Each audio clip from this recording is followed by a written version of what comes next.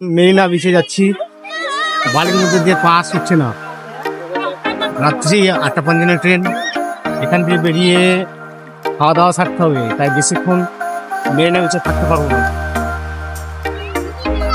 ও সব হাঁটছে, বাকির আরও সব আছে, ক্লান্ত হয়ে গেছে হাঁটতে হাঁটতে। আমরা মেরিনা বিচ থেকে অটো করে চলে এলাম চেন্নাই সেন্ট্রাল রেলওয়ে স্টেশনে।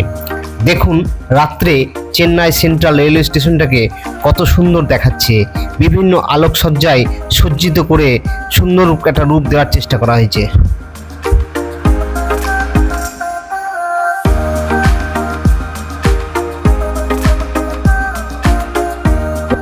এবার চেন্নাই শহরকে বিদায় জানানোর পালা।